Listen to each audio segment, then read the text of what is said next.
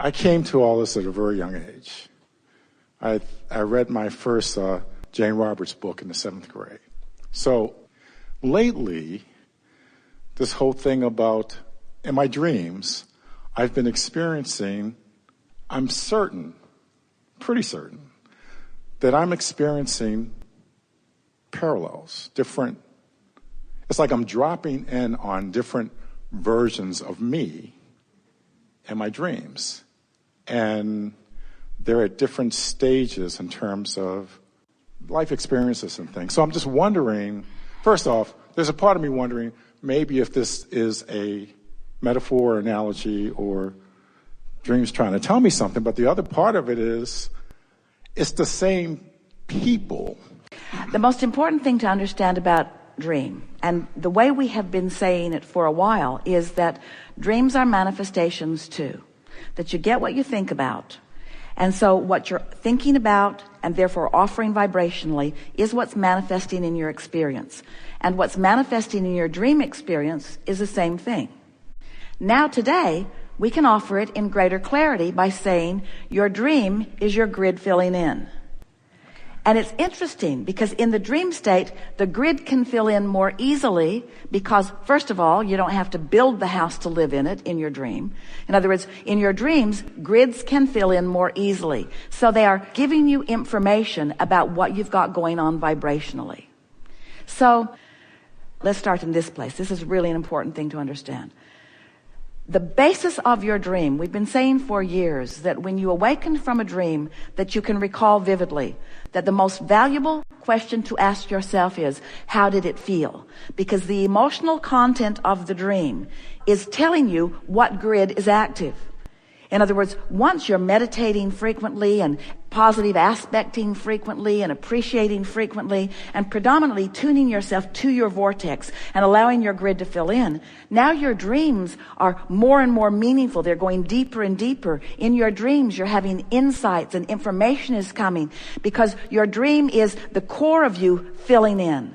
And many of you have heard us say, if you've been listening to us for a while, that when you start having those kinds of dreams, when you're having repetitive dreams, there's a manifestation that's going to come that's going to reflect the dynamics of that dream pretty accurately. Because once you start dreaming it on a pretty regular basis, that means that you're practicing the vibration of whatever that is significantly enough that manifestation is ensuing. Now we want to back up and say something. Well, we'll just say it and you can figure out what it means to you. The dream itself is a manifestation. A thought coming into your mind is a manifestation. Even an emotion that you're feeling is a manifestation. So now let's redefine manifestation. A manifestation in the way that we are meaning it here is anything that I am consciously perceiving. In other words, once you're aware that you're having an emotion, we want to call that the grid filling in. It's a manifestation. So why does the dream take shape like it does? So you heard us talking earlier. This is such a good day.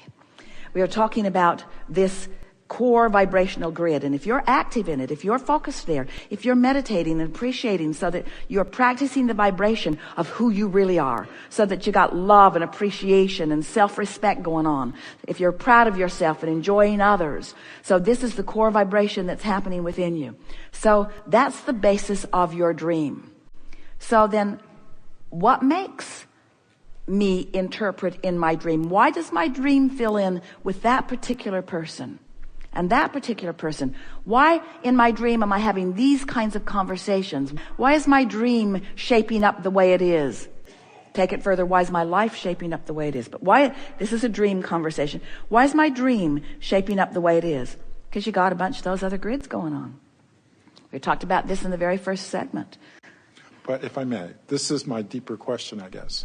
Well, are there parallel we are realities? happy to hear your deeper question, but there is no deeper answer than to understand that what you've got going on vibrationally is attracting to you from wherever. And of course, there are endless realities. Okay, that's the question. That's the answer. But what are those realities? Where do they come from? Are they core-based realities? Are they coming from the core of who I am? Or is it the spin-off of man's negative thought?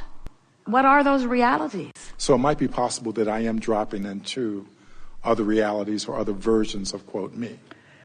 Of course you are. But you see, what we wish for you is such consistent alignment with the core of who you are that there's no fogginess or confusion about the manifestations as they fill in dreamscape or otherwise. Jerry studied Seth for a long time, and there was a lot about the alternate realities. And as Jerry was wanting us to explain that to him in greater detail, we tried to soothe that subject by introducing law of attraction and point of attraction. Seth said, you create your own reality. Jerry wanted to know how, and that's what we've been talking about all of these years. You create your own reality by offering a vibration that is attractive in nature, and law of attraction then satisfies that vibrational output with an input. In other words, what you think about comes back to you. And the more you think about it, the more it comes back to you. And that is the way you create reality. So when you say, I'm dropping into other realities, we want to say, as Seth would say to you if Seth were talking to you and is, you create those realities. They're not out there and you're just stumbling into them. You are the creator of all of those realities. Seth is very happy to have this conversation with you. Thank you so much. I appreciate it.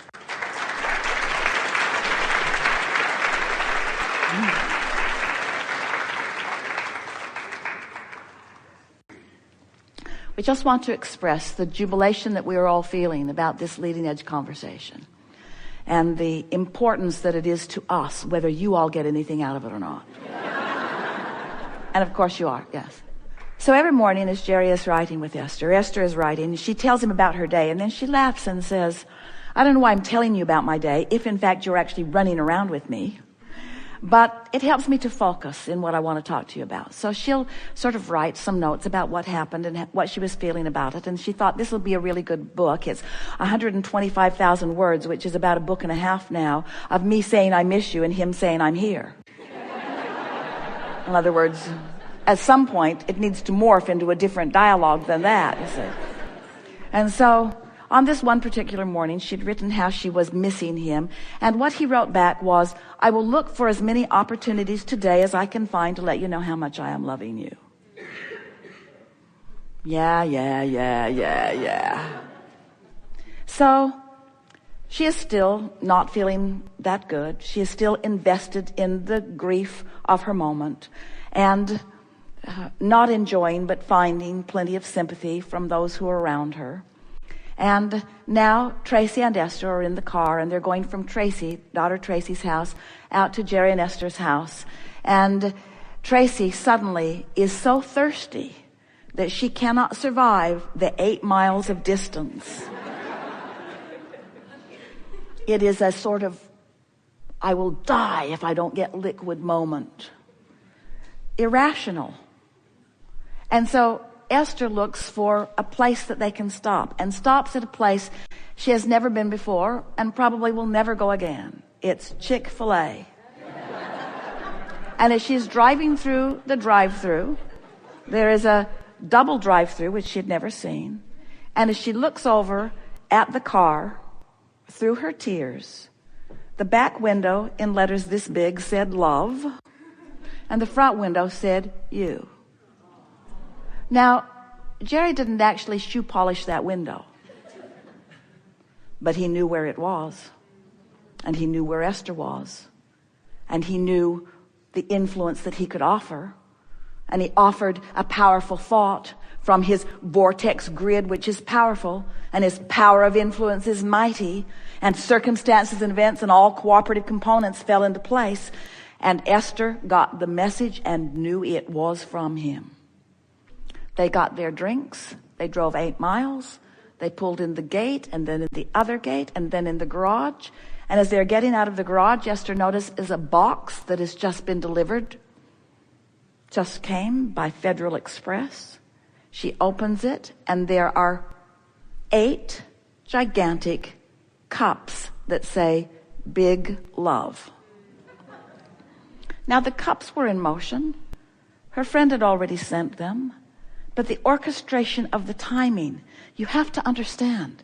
The orchestration of the timing is about the interfacing. You have more non-physical energies of those you have loved, of those of you have known, of those who are your relatives, of those who are of your ancestors, of those who are aware of you. This non-physical energy all coming forward into your now, all coming forward into your now. The continuum of love, the cycle of life.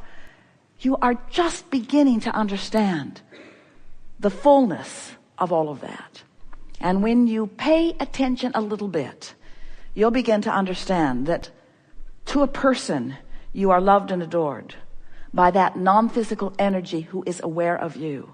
And if you will stop applying your varied and bogus version of grief and unworthiness and hatred and any of those emotions that you've picked up along your physical trail from your attention to unwanted things, you will allow yourself that what often feels too subtle for those like you and Esther, but eventually becomes the richness and the fullness of this non-physical energy that is juncturing with you in your now, in your now, in your now, in your now, in your now, in your now, in your now, in your now.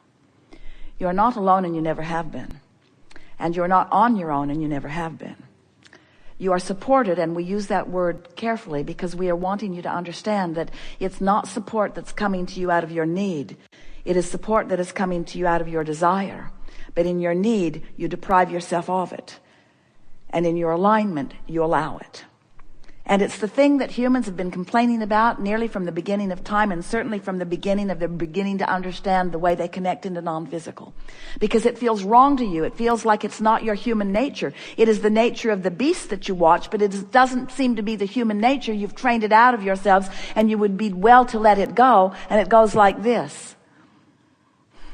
I support those who are in need, and I train them to be needy in order to get support. But then the only support they can get is from the physical experience. They deprive themselves of the true grid, you see. There's plenty who will come to support you in your neediness. And you can beat the drum of your neediness, and there will be many who will be there. And they will feel virtuous and valiant in their offering to you their support. But the support that you're really looking for is the support that comes from inside the vortex. And it comes to you when you finally accept the perfection of your being, the juncture of the physical and the non-physical, the eternalness of your being, the never-endedness of that which is you, the love of that which is source. And it's ever, ever, ever offering to you. But you got to receive the love. You got to let it in. You've got to find a way of being a vibrational match to it. And for many of you, you're probably going to hurt really bad until you can't stand to hurt before you do that. But you don't need to let it get to that point. You can let it in anytime you decide to. You just got to find the willingness to do that. We've enjoyed this interaction immensely. We're wanting to leave it in this place of understanding.